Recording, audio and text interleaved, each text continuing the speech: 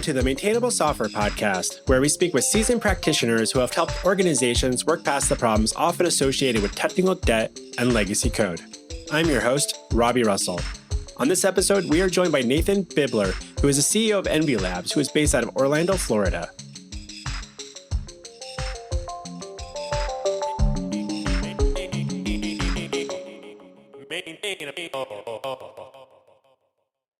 Nathaniel Bibler, welcome to Maintainable. Hey, thank you. So given your experience in the industry, what do you believe are a few common traits of maintainable software? Oh, that's kind of a very complicated question. Traits of maintainable software. So, it kind of covers a lot of things. I think a lot of your past interviewees have touched on a lot of things that I pretty much entirely agree with. I think clarity is a big part of keeping something maintainable. When you take a look at something, do you immediately understand what it's doing? Immediately understand kind of what the goal is and the scope and the boundaries of it. Organization, I think, is important. Does the code base seem to be well organized in a way that, conceptually makes sense for the problem at hand? There's a lot of things I think that go into maintainable software. Having a robust test suite, I think, is probably the most important thing, which, sadly, I think outside of Ruby seems to be somewhat overlooked. I think within the Ruby community, it's fairly well baked into our ecosystem. How do you and your team talk about technical debt as a metaphor or as a concept? At Envy, we're a consultancy contracting company. We don't own the products that we work on. I think to your credit, I've listened to a lot of the podcasts and I think you've got a pretty good range of guests, right? You've got contractors, consultants, you've got product people, you've got authors, you've got all kinds of people. I think the different backgrounds and histories kind of inform that a bit. So, I think when we talk about technical debt, there's the kind of generic trade-offs to get something done quickly or efficiently, potentially at the cost of, future problems, future maintenance work, things like that, which I think Brian Lyles touched on a few episodes ago, I think the metaphor he used was like a credit card, right? You charge against it to get something rapidly done and then pay it off later. As long as you can pay it off, your technical debt's relatively low. When it starts to build up is when it becomes a problem. I think that's true. But I think there's kind of more nuance to it than just the technical implementation of something. What we see in a lot of our projects is really sometimes confusion or ambiguity around features or overall product or project directions and goals. So I think a lot of it comes back to kind of communication and to clarity of that communication. Is there kind of a well-informed idea behind something and why it's being done? Or because a lot of times if there is some confusion in there, especially on the developer side, that's when you'll start to see things get implemented in ways that are sometimes either over-engineered or under-engineered or, these other things that we often will kind of manifest as that's technical debt, which I think even, I want to say it was Justin Searles, I think, touched on maybe a few podcasts ago with software professionals wanting to feel professional and wanting to not necessarily ask a lot of questions. And sometimes that introduces a lot of misunderstanding, I guess, and things. So, I think a lot of it kind of, there's a balance, right? There's the technical implementation and trade-offs versus the kind of clarity of this feature or the overall product direction over the next week, month, year, whatever. So I think there's a lot of different pieces that kind of go into that. I wanted to touch back on, you were kind of talking about communication or maybe even this point around having developers that may, as professionals, feel like maybe they're concerned about whether they're aware of it or not, of asking to clarify some of their assumptions as they're approaching, say, some new features or updating something or building out how they're going to architect something. What are some ways that you and your team have kind of helped navigate that? Do you have advice for your team and developers or yourself as a developer on how to not feel so concerned about that, I suppose? I think like a lot of things, when people are new to an organization, they mirror what they see around them. And so I think it's often important to show how to behave and how to act. With us, we're consultants. And so we need to appear professional, right? We need to appear that we know what we're talking about. Hopefully we do. Certainly in a lot of cases, I would like to think we do. But, there's certain ways to approach conversations and problems and questions that, if done well, reinforce that. if done poorly, erode that. And, I think the standard fallback for a lot of software developers, and this is kind of coming from I think many software developers are introverts at the end of the day, myself included. They don't want to appear unprofessional. They don't want to appear that they don't know what they're doing. They don't want to sometimes even rock the boat, right? Like, especially if you're new to a project or new to an organization, you don't want to go over a line you didn't know existed, right? Like you don't want to overstep your bounds or whatever. So, in a lot of projects where I'm a lead, I'll try to make sure that the rest of the team is in on our weekly conversations we have with our clients. So with all of our clients, we meet with them at least once a week at the beginning of a week to kind of, go over, here's what we're doing, here's what we did, is this still the direction, whatever. And that's a lot of times where a lot of these kinds of questions and back and forth conversations happen outside of the initial project discovery. What are we doing? Where are we going? And I think showing people how to ask those questions well is important because it builds their confidence in doing the same. It's okay to ask a question when you see a red flag. It's okay to ask a question if you feel like something's ambiguous. It's okay to highlight if a suggested direction of implementation or feature or whatever has a cascading effect that you feel like will, drastically change the scope of things. These are all very important things to bring up. As a professional, this is what you're here for, right? You're here for your experience and your knowledge. And if a direction is being taken or a suggestion is made that you have a pretty reasonable expectation is going to be detrimental or, exponentially expensive or whatever the deal is, bring it up, right? Because especially in our case, it's not our money, it's not our product. Air it, say, I know you want to do this. I know this is the way you might want to do it. Here's some other options, ideally, right? Have some other approaches. Or just raise the concern and say, I think there's a better way to go about this. I'm not sure what it is yet. We need to talk about it and kind of, vet that. Or not. Maybe it's a great idea and this is perfect and, we'll move on. It could go all over the place.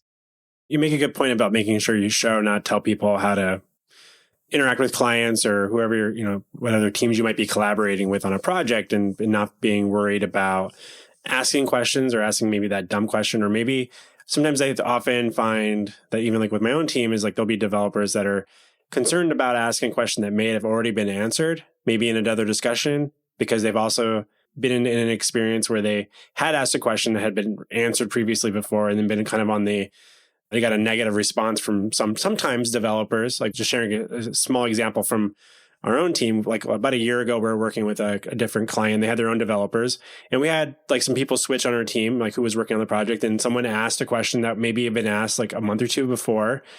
The developer on the other end was we already answered that, very abruptly responded, was very kind of abrasive about it. If you go back and look at the notes from last month, I already answered that. And it was kind of as much as I would love to be well, I wish that they didn't respond like that. Sometimes that does happen. And sometimes we end up interacting with people like that.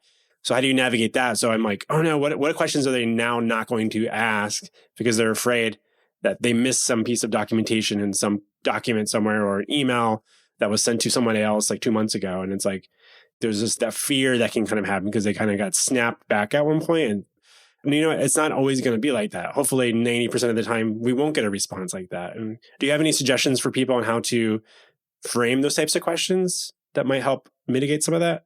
Yeah. And I think you brought up a lot of points in there that maybe are worth addressing at some point.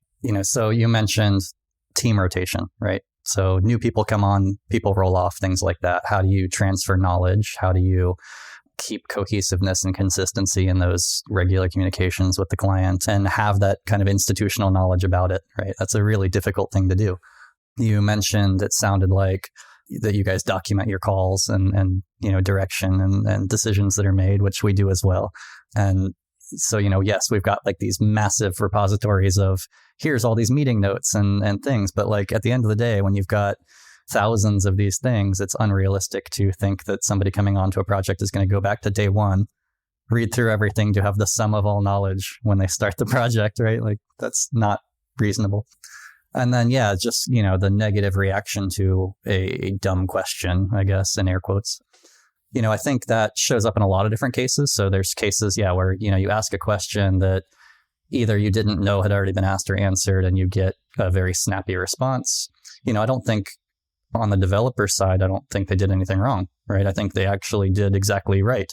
If you don't know something, get the answer, right? Like we talk about this kind of stuff a lot here, and I'm sure I'm going to mess up this wording, but there's basically 3 questions that we try to ask and make sure we know the answer of before we do any work, right? Which is, what am I working on? How much time or money or whatever do I have to get it done in? Do I have everything I need? If you can answer those 3 things, then you're good to go. If you can't, don't start working, right? Like if you don't know what it is you're doing and have a very clear idea, don't do the work.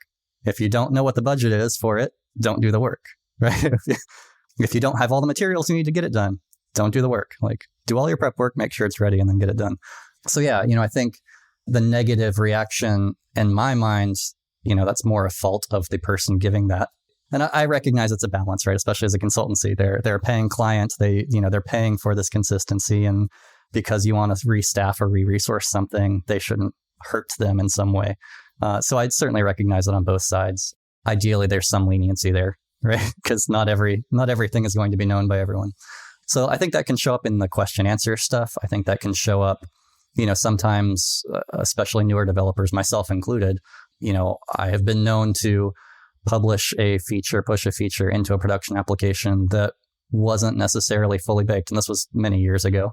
I pushed production code to a system, and it was kind of at the end of a summer or whatever. And, I did this thing and left a week later or whatever to go back to school, and found out several months later that commit caused basically like a unending memory growth that, was relatively slow to manifest, but then really hard to debug later, right? It took them like months to figure out why the system is crashing so much time later, which then gets people kind of trigger shy, I guess, about doing things. It makes them second guess themselves and their competency and all these things. So I think those 2 are very similar.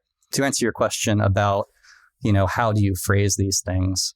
It really depends on the question. So if somebody mentions something and you truly don't know, I don't know that you can phrase it much better than that, right? What do you mean by this? Or, in my case, we work, one of our clients is Cisco. They're a very large organization. They have a lot of departments and groups within them. They, like a lot of organizations, like to speak in acronyms. At the beginning of the project many years ago, I created like an acronym dictionary, right? Like as these things are coming up, I just write them down, and I stop them when they're in the middle of a sentence and like, what is that? What do you mean? Who is that? I kind of stopped that after a while because now I have that knowledge, but I recognize when people come on, they don't. So, asking the question is important.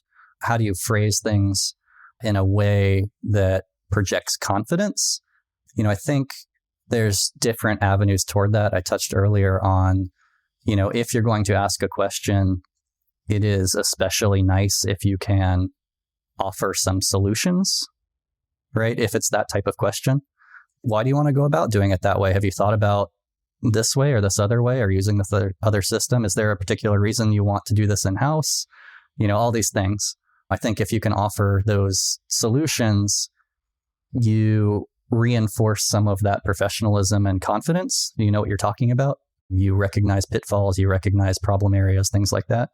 It also drives conversation because at the end of the day, the client might not have known that was an option, or they might have fully vetted that option. They can tell you why. And once they tell you why, you now know what makes this thing significantly different from something you could buy off the shelf or whatever. So I think that comes up a lot.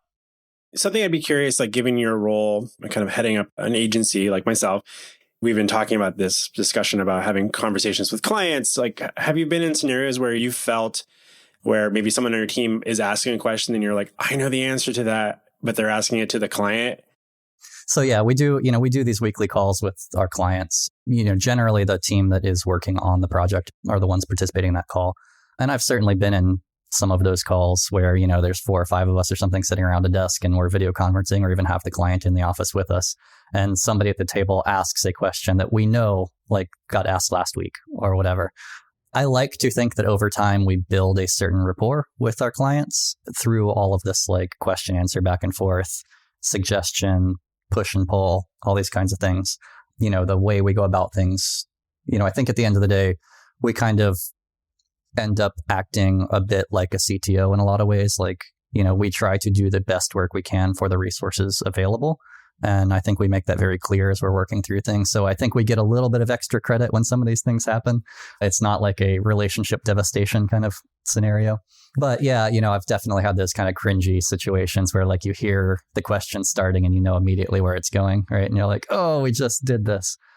Sometimes I will let them ask the question just to have it repeated because I don't necessarily know if they're the only one that didn't get that message, right? Maybe somebody else didn't. Sometimes I've seen cases where the client answers it differently than they did last week, right? At which point I will usually jump in and be like, wait, like, here is what you told us. Here was the direction we're going, but you subtly changed this, and here's the impact of that. Was that on purpose, or like it's getting the clarity, which I think it's important in all of software, right? Like I think at the end of the day, everything revolves around communication. It's communication between product owner and implementer, communication between implementers on the team, communication between, your test suite and what it tells you about the software. Like, I mean, it's all communication. It's true. I was curious about that because I know that I definitely have those cringe moments at times, and I'm always wondering, like, well, how are these meetings going when I'm not part of them? And I think it's just more of like internal dialogue. I'm like, oh shit, did I not relay this to them? Or they're asking a question to the client and I don't want to cut them off because that's rude. But then I don't want to like interrupt the client from responding. And then also don't want to necessarily as a consultancy come across like just pointing like, oh, sorry, that's my bad. I should have communicated that to you last week or what if it was previously. It's just like those are some fun, awkward scenarios that you have where you're just trying to navigate that. Like, what do I do? And so usually I'll just try to bite my tongue. And if the client doesn't have a response to that, right, then I can be like, oh, at least I can follow up with that later or something. But it's still like an interesting scenario where there's information that you could share, but want to give the space for other people to do that. Because I don't want them to be afraid that they can't ask those questions either. I think so if they're asking the question, that's a good thing. It's only maybe a not so good thing if that was clearly communicated and maybe they were part of the conversation before and they're showing something like they're not retaining that information. And that's okay too. It's just, there could be an interesting, challenging thing to navigate for everybody at the table. So absolutely. I mean, it can indicate to a client or product owner, if this is a product or a project or something, a lack of communication, right, on our side of the fence. Like, did that message not get spread correctly? Sometimes it just highlights that person is having a bad day, right? Like something else is on their mind. Sometimes it gives opportunity for further discussion. I think on the whole, I don't actually think that's a bad thing. I think asking the question, while it might feel a little bit uncomfortable, often exposes something, right? And figuring out what that something is important. Is it a lack of communication on our side of the fence? If so, great, we'll fix it, right? We'll figure out what happened and where the failing was and how do we address that. If it is somebody's having a bad day or has things going on outside of work, right, which is certainly a realistic thing, is this bigger than just a short-term problem, right? Is this something we need to be concerned about and help with? Or, if it exposes some miscommunication earlier, like, we heard something differently last week than we did this week, or they explained something differently, that's hugely important, right? I mean, you can save tens of hours, hundreds of hours of work and effort going down a path that one side of the table thought was headed in this direction and the other thought it was going in this direction, right? Which, again, it's communication and having these like weekly check-ins. And, I think that even touches on like getting continuous deployment into a project as fast as possible, because having the end customer validating things as regularly as possible highlights some of these things and, throws up a warning sign as early as possible to say like, hey, you guys are going in the wrong direction, or this isn't being done the way I expected it to be done in my head, right? And it helps to drive some of those questions. So as someone that heads up an agency and you're working in other people's code, how do you work with your employees on helping them, especially if they're new to your company, learning how to be good guests in someone else's code base? So yeah, I think there's a lot of nuance to all these things. So I think the answer is slightly different for a new employee versus an old employee coming into an existing code base. But, I think my general response would be, as far as like getting acquainted with it, it's get in, look at the test suite, look at the dependencies, look at the size of the project, try to see if those things mismatch with your understanding of the project. Do you have a completely poor understanding of the scope of this thing, and it's far more complex than you expected, all these things. How's the clarity in organization? Does it make sense? Can you find the things you think you want to find? And that kind of stuff, that like quick sweeping check through everything, right? Like, does all of this seem to generally make sense? And if it doesn't, ask questions. It comes back to asking questions. Like, why was it done this way? It looks like the team before us did something here that we wouldn't do. Why? Right? All these kinds of things. I think it's especially important to never berate code, whether it's your own or someone else's, or, produced by your team or inherited from legacy. I think that is a very important point I've learned over time. You don't know the situation the previous people were in. You don't know if they were time constrained, resource constrained, the direction was changed 5 times. This is the outcome of they saw this thing the night before it went to production and redid the entire thing. I mean, there's so many things that you have no concept of. It's easy to look at code and think that, they had this perfect world of years of effort and this was the best they could do. That's garbage, right? Like, we've been generally lucky that, I've talked occasionally with people who've kind of inherited some of our projects later on in life. Generally we've had pretty good feedback about it. We've certainly had questions from people like, why did you go about this? But, I think it just comes from experience of, being on both sides of the fence, being the ones that produced it from kind of the greenfield or inheriting and working with it. Just, you never fully know what went into it ahead of time. Don't be mean to it. Don't speak down about what it was, because you don't know. And sometimes that's actually indicative of what's in the road ahead, right? Like, if code is really bad and you can't figure out why it was done that way, that could possibly be an indication that the client isn't communicating terribly well. I mean, there's a lot of things that code can say. There's a lot of things that you can try to decipher if you know what you're looking for, I guess. At least questions to ask, right? It's an interesting process. Yeah, I feel like it's one of the easiest things that a developer could do is critique someone else's code. So I feel like it's not like a huge challenge to be able to do that. It's far easier probably than to compliment. You look at an existing Ruby on Rails application, you're like, well, things seem to be where they're supposed to be. That's what you expect to find. And it's easy to be like, well, what are they doing over here? And why are they still using this old thing? And it's like, you don't have the understanding of the constraints that they had, why they made those decisions. It's important to be empathetic towards people that used to be on the project, especially if they're still around in particular. So yeah. Well, and you never know if they're still around either, right? They could be the one that's kind of managing the project behind the scenes that you don't know about anymore. So that's true. So yeah, it could show up in a lot of cases. I agree with you. I think, it's very easy to criticize. It's difficult to be empathetic, but I think it's important to try. And getting back to kind of the professionalism talk, there are good ways to ask questions. There's good ways to, and again, criticize is too strong a word, but there's good ways to go about trying to understand why something was done the way it was.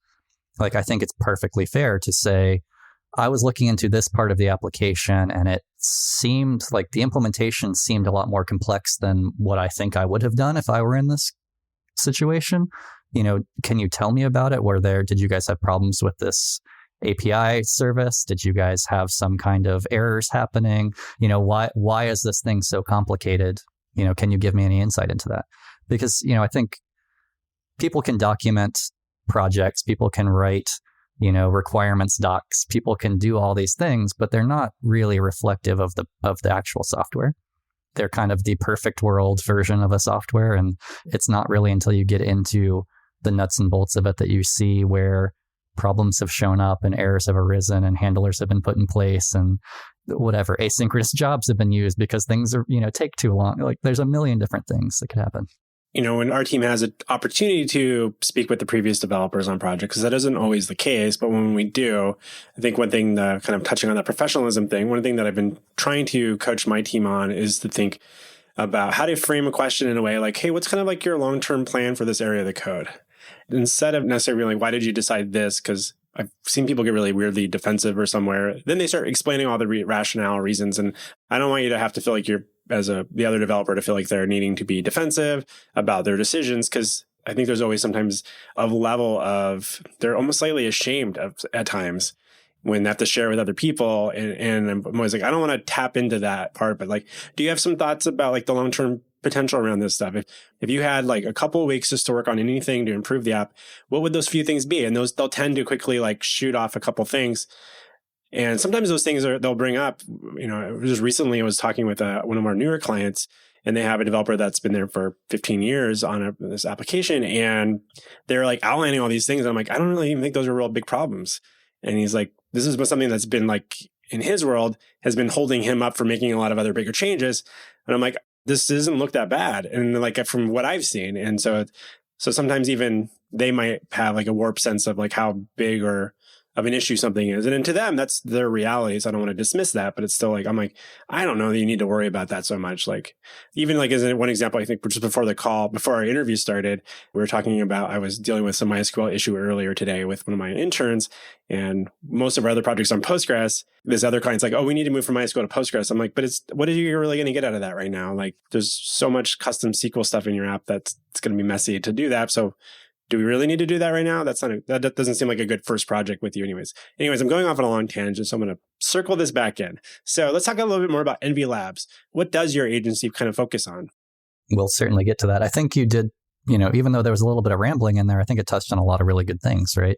There was an explicit request to do an explicit action, right? Drop MySQL Postgres.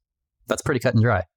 Most entry and even like mid-level developers will take that as a task item, and they will do that, right? And a lot of them will even go the next few steps of recognizing there's, whatever, embedded functions or something they need to move over. And, they'll do more than they just flip the switch, right? They'll figure out what all is affected and fix it, which is great. What a lot of times they won't do is understand why something is there, what the value of replacing it is, and is that value sufficient for the investment to switch, right? And I think that's it's a small point, but it's an important one. And when I touched earlier on, like, in a lot of cases, we act kind of like a CTO, you're explaining that behavior. The customer thinks they want something, and they explain, and this is a lot of times what we end up doing. Somebody will have a request.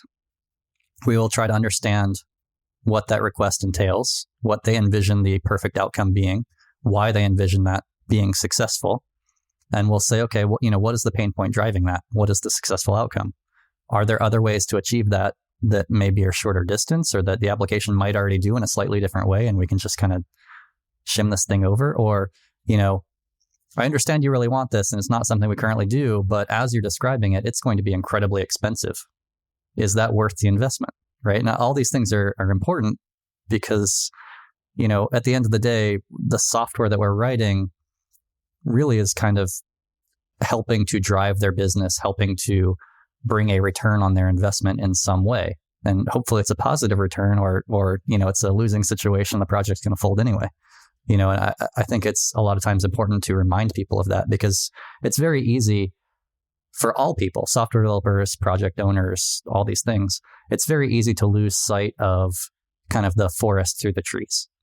Right. It's very easy to get focused on the small details. You mentioned the guy having the laundry list of things he didn't think was a problem. Right. And in this case, the metaphor here would be like he had a stone in his shoe and it keeps rubbing him. Right. And it's not a big problem and it's relatively easily fixable, but it feels huge to him. Right. Because that's what he's focused on. I think it's important to kind of keep people focused on what is the big picture? What is overall success? Is this project still going in the direction it should be going, or are we kind of going off on, going down a rabbit hole, going off on a tangent, whatever. So I think that's important.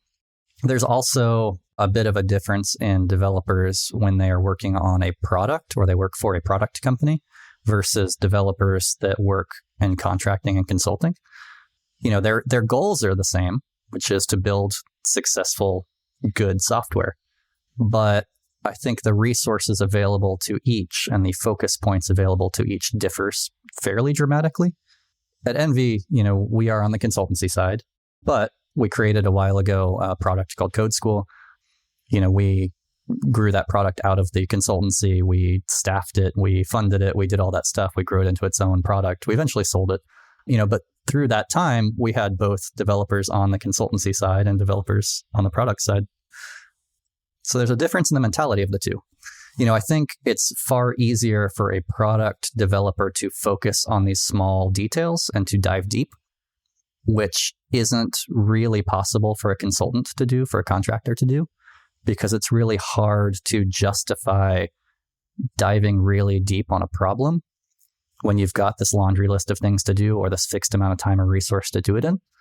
I think it's easier in a lot of cases for companies to swallow those costs on a salaried employee because it's a sunk cost. Whereas when they're dealing with a contractor and they're looking at an invoice week to week or month to month, those things matter. I mean, when functionally it's the same thing, right? It costs them the same whether they're paying the person internally or they're paying the contractor to do it. It'll be a similar cost, most likely. But it hurts more, I think, when the contractor does it. And generally the contractors will not be able to dive deep on problems. They're more, breadth versus depth, I guess. So yeah, and then you also touched on code ownership. I think every software developer has some feeling of ownership of the code they produce, for better or worse. I think it's just kind of part of the job. People talk about code as a little bit of an art form. And, I don't think artists like to really be criticized with their art. So I think there is some of that. I think a lot of developers take it as like a personal judgment against them when you criticize or not even criticize, but, you review their code and you ask questions about it, or you point out things that could have been done better or differently or whatever. And again, it kind of comes back to like, you don't know the situation. It could be that the scope of the problem has changed over time. It could be that the direction of the product has changed over time and more emphasis is now on this feature than was before. There's all kinds of things because like it's not possible to code everything, right? Part of the job as a software developer is to find those boundaries, is to say what's within scope of this problem and what's not. And that changes over time, and that changes every time a feature is added or removed, and that changes every time the business needs change. That changes potentially every time browsers release a new version, right? I mean, there's so many different variables at work that change all of these different boundaries in which you're working. Working from hindsight makes it very easy to say, why did you? Right? It's much more difficult to look forward and forecast what needs to be done to be sufficient for tomorrow without wasting a bunch of time and effort going down directions that are never going to happen, right? Because that's also bad. So I think it's kind of an interesting balance. And the code ownership, I think it's inherent to everyone. And I think as long as everybody understands that and they're sensitive to it, I think it's okay.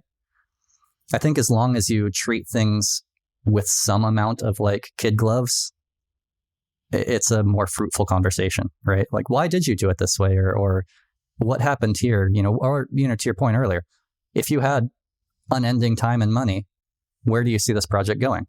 Like, how would you like to see this thing evolve? Why? Because I think that's very informative of what the overall direction and goal is of the project at that point in time, which again will change tomorrow, next week. We'll be back with our interview with Nathaniel in just a moment. Hi, it's me, Robby.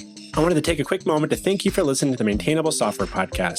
If you're finding these conversations valuable, please consider sharing a link amongst your peers and or writing a review on Apple Podcasts or Stitcher. Also, if you know someone in our industry who I should be speaking with, perhaps you, on Maintainable, shoot me an email to Robby with a Y at maintainable.fm. And now, back to our interview with Nathaniel Bibler. If you were to reflect back on, let's go back to 2010, was there a belief that you had about something that was really important when it comes to software development that as we come up to the end of this decade, you maybe feel less strong about, or maybe even the inverse of that, something extremely strong about and opinionated? So let's see. I would say back to 2010. So in 2010, we were, largely a Rails shop. We had a lot of belief in testing and test suites and all that kind of stuff. I think that's largely still true. I still have a very strong belief in testing. I think those ideas around what should be testing and what part of testing is valuable have evolved over time. For example, I prefer to have a lot of higher level, acceptance or functional tests that actually kind of explain features to future developers than a lot of unit tests that test boundaries. Not to say they're not valuable, but, I think the value is more on the feature side than on the unit side. And even to the point that I would argue that it is perfectly fine to use unit testing to drive implementation and drive out functionality, but that it's okay to delete that code later. Like, not all those tests need to live forever. Just because you wrote it doesn't mean you need to maintain it for the next 10 years. there's a cost to every line of code you write, whether it's production or test. And if you're not getting a good return on investment from that code, get rid of it. So, I think that is still a strong belief that was there 10 years ago. I think maybe not as strong. We were certainly big on Ruby on Rails and the idea of a framework and shared knowledge. I think that lent itself toward us, at least some of us, leaning fairly heavily on Ember. So, we started working with Ember really early on. I think it was probably, what is that? Maybe 2011, 2012. It was like 0809, somewhere in there. It's probably around that time frame. I think that has shown to have been a good decision, even though, 10 years later at this point, there's maybe a lot of pushback against Ember currently in the world, like React is the winner and why do you deal with Ember and whatever. I would fairly readily point out that there really isn't any other JavaScript framework that's survived since 2012 till today. There really isn't any other framework, especially that you could have written an application in 2012 and been able to maintain and migrate all the way forward to today. I think there's been a lot of really good, strong effort in the Ember community and a lot of value in the things they've done. I think it reinforced the idea of, frameworks are a good thing, and rolling your own, while it sounds good on the surface, probably is not at the end of the day. So I think that's been probably more reinforced over time, that having to determine what your application wants to use for a router, for a templating engine, for a, this, that, the other, ORM thing, like making all those decisions is probably not valuable to your product. I think that is all the case. So frameworks, I think, are important. Test suites, certainly important, still important. Which part of them, I think, has changed over time. I'm trying to think if there's anything that I have flipped sides on. I'm sure there is. Well, you touched on, how your perception of testing has maybe changed a bit over the years and maybe even finding value in removing tests. I've noticed that seems to be one of the things that developers struggle to feel confident about. If they don't have a big picture of the whole app, they're like, well, if I get rid of these, then something's going to break and this would have prevented it for somehow. And I don't have any advice for people listening that might be in that scenario, but it is an interesting thing that there is a cost, not just in terms of having to maintain it, but just the feedback cycle on your test suite running. And it's not I think if there's one thing about that I feel like I've learned or have come to understand over the years is just how expensive that process is, regardless of how many CPUs you have running on your CI build or whatever. We inherit projects that sometimes take 45 minutes to an hour to get a response, and you're just this is not sustainable either. And then there's all these other, how do you do that locally? And then, are you running your test suite? So it's just, if your feedback cycle is really slow because you're spinning up all these browsers too, whatever the case might be, it doesn't feel as nice when you get that brand new app and you're getting those nice little quick feedback cycles when your tests take seconds or maybe a minute. So there's this other side of being now it takes forever. And then people talking to companies and teams that are trying to figure out how to segment all their tests out and run them in parallel in these different systems or go to microservices and focus it all down. And yeah. I mean, I completely agree with that. So, I think the value of a test suite is in building the confidence for the development team and even the product owner of the effectiveness implementation of the application. If the test suite is not building that confidence, I don't see a lot of value in it. If you are not gaining confidence from running it because it's too slow to run the full suite, you're not really benefiting from it.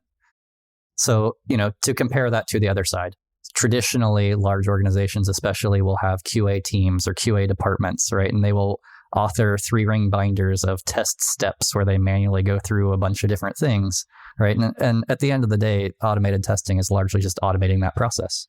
And that's usually what I suggest when I do deal with a company that has a QA team. I'm like, can I talk to the QA people, figure out what their tests are, just so I can automate them, right? I'm not trying to put them out of a job or anything, but it's not valuable to me to throw something over a fence and get feedback a month later or whatever. Let's start by automating what they do and get the feedback. So, that builds the confidence. I think there are side effects of a test suite. It helps you write more modular software. It helps you write more quote unquote testable software, which is, can I control the inputs to it and the environment around it and make sure that it behaves in the way I expect given all of these circumstances. I think it helps architect better overall software when you have testable code. But, once you've authored that software, once you've created that software, there's some argument as to how much of those unit tests especially do you still need, right? You drove out the implementation, you got that benefit out of it, you have confidence that it's there. You certainly want the next developer to have confidence, so you need to leave some of that there, right? You don't want to just delete it all and be like, it worked once, which again is kind of where some of the like overall functional acceptance tests come in, right? Like they a lot of times will test golden path or high value paths through an application. Here's the things we really care about. We want to make sure they work from an end user perspective or whatever. And then a lot of your edge case testing, I think, should fall down at the unit level because it's a lot easier to test and set up those scenarios at those smaller portions. But, there's a lot of cost involved in testing, right? There's writing the code, which takes time. There's whenever a new feature comes in to update all those tests on top of updating the production code to make sure it accounts for it. There's the time waiting for the test to run to get feedback. Based on that feedback, how clear or not is it? How many tests do you need to go back and fix or change after the fact? Like all these affect time and money, right? And if you're not getting a good return on that investment, why are you doing it?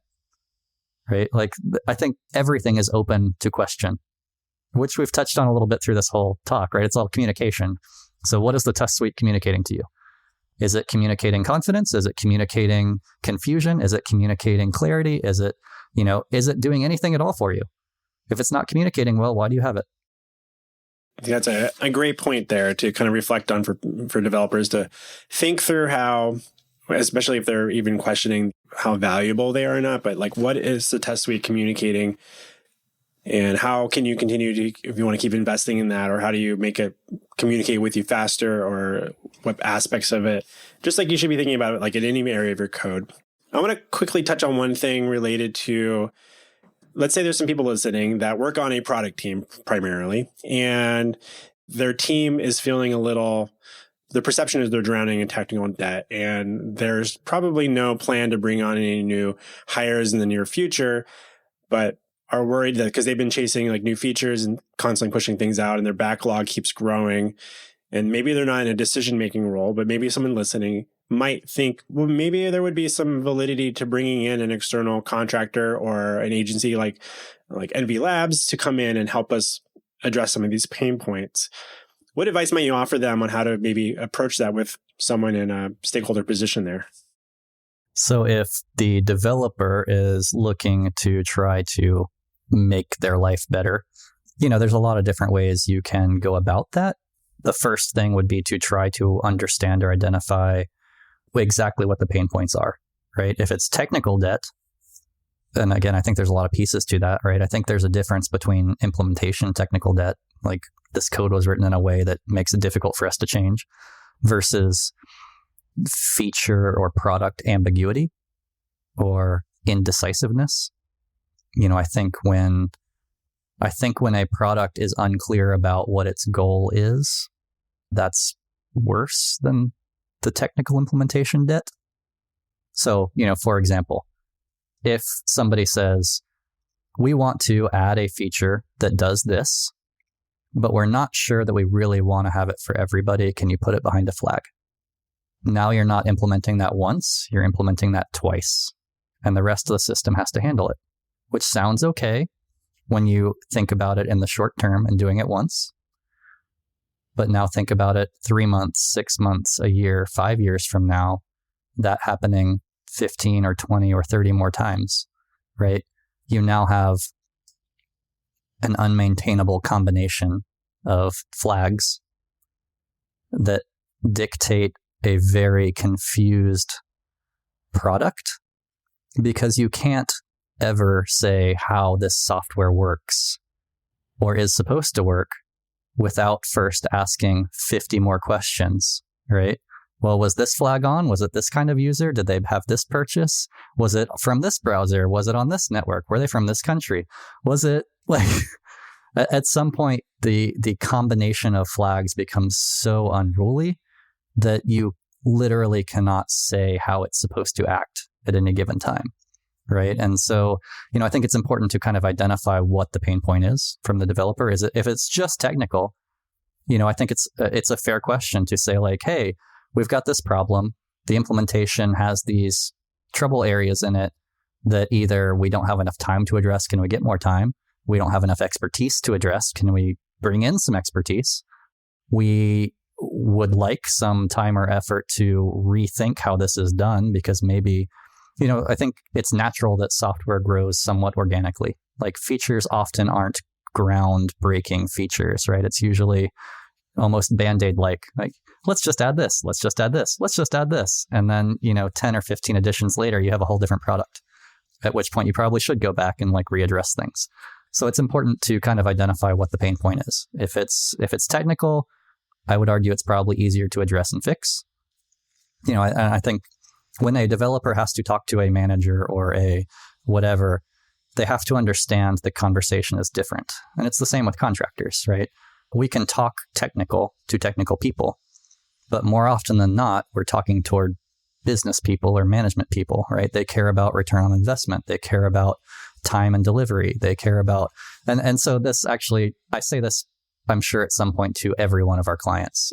So the way we work, when we get a client, usually a team is assigned to that client and there's a lead, right? And in most cases, I will be a lead on a project that I'm on.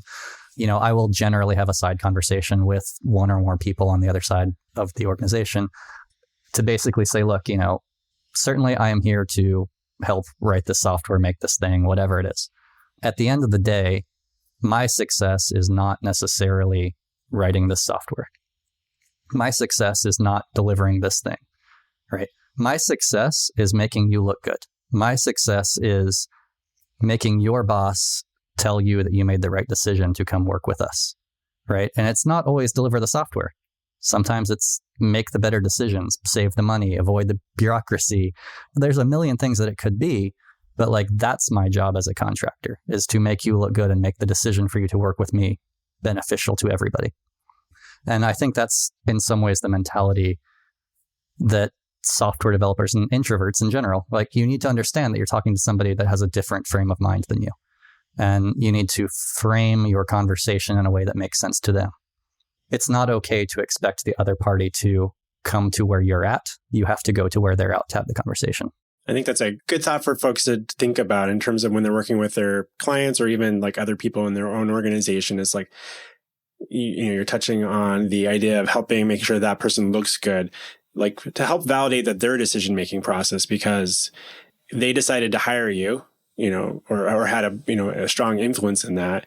And maybe they're the ones that researched and found you, and they don't want to be known as someone that makes bad decisions. And so you're there to help justify why their decision. So, and if you are at all feeling combative with them, that's not a healthy thing, because they're the ones that kind of went out on a limb and are giving you an opportunity to prove yourself, because you've sold them and told them that you could do this. So it's like this chain of decision making that's happening and commitments that need to be happening. And more often than not, we're the ones at the end of that chain that needs to actually deliver something of value that helps escalate back up the chain all the way to, wherever that, I don't go through that whole process there, but you get the idea. It's just there needs to be some empathy towards that person and want them to succeed, because at the end of the day, they're the ones that are supposed to be the hero, and you're the one helping guide them there. So, yeah, I think at the end of the day, we're all working toward hopefully a common goal, right? And we need clear communication to understand what that goal is and that everybody's on board with it. We need to make sure everybody is making an effort toward that direction. And it's easy. When you and I talk, we talk about it from the contractor consulting perspective. For somebody that is an employee at a large company or small company, the same applies, right? I mean, in theory, they have a boss that hired them. Their boss likely has a boss. Hopefully the work you're doing shows them that you are valuable and shows their boss that they made a good decision in hiring you, right? All of this, like everything is working together, right? It's all about communication. It's all about trying to make each other look good, right? Like we get there by having maybe a successful product or a successful launch or, making money for the company or whatever the success criteria is. There's 1,000 decisions along the way that get you there. And there's a million opportunities to look good or bad or, phrase things correctly or incorrectly that make you look more professional or less professional, more competent, less competent. Like, it's dangerous and you're putting yourself out there a little bit, but it's always better to have that conversation and communication than not. And especially if you understand the mindset of the person you're talking to, right? You're going to have a more fruitful conversation, a better outcome from that conversation if you can be empathetic toward them. And so I think that's important. I think the sum of all this is just, know who you're talking to, know what they care about, know how the things that you do affect the things they care about, make sure that you are all working in the same direction and toward the same goal. And if any of those things don't line up, there's a problem. Ask a question, right? Why are we doing this? Why are we going this direction? Why do we feel like this is more valuable than that? Why do you have me working on this? Why do you, ask all those questions until you get the clarity, which, comes back to what are you working on? How long do you have to do it? Do you have everything you need to get it done? Okay. Or as your advice there, or don't do it until those 3 questions can be answered. Or don't do it. Yeah, exactly. Have the communication. Try to answer all those questions. Yep. So a couple of last questions for you. So what non-software development related book do you find yourself most often recommending to people in our industry? Non-software related book. That's a good question. I mean, if this were software related, I would go Pragmatic Programmer, but I'm sure everybody does. I think outside of my professional life, the books I tend to read are very different. So, I like, spy novels and things like that. I think they're interesting. I think, I like, and I've actually seen a lot of other developers, software people in general that do this. I like physical things. I like locks. I like Lego. I like building things in the real world. And I think that fills a little bit of a need. Like, I enjoy writing software. I really do. I enjoy working with people and trying to deliver these things really well. At the end of the day, there's nothing tangible. Like, I can't hold something necessarily and show it to my daughter. I can show her website, great. But there's something about physical objects, like a nice watch, a nice lock, a nice, whatever, all these different things I think are really cool. So all that to say, as far as a book outside of software, I mean, I've got, some spy novels and some random things, but, I don't know that it pertains as much to being a better developer. And where can listeners follow your thoughts on software development online? So Envy has a blog. We are, writing a decent amount about how we do what we do and why we do what we do. So that's a good way to kind of get an idea of our mindset about how software should get written or how to work on the right things, that kind of stuff. I'm also relatively inactive on Twitter and various other places. I think personally, I enjoy, again, more building and coding. So, you'll see me fairly active on GitHub, contributing to open source, opening PRs, doing all kinds of things, pushing back into Ember libraries or Rails Ruby libraries or, a million different things. I just like doing that kind of stuff. So yeah, I'd say the Envy blog is probably the best way to get kind of the general idea of what we do and how we think about things. You might see an occasional tweet or two, but that's probably about it. That's great. Well, thank you so much for joining us on Maintainable today, Nathaniel. Oh, absolutely. Thank you very much for having me. It was fun.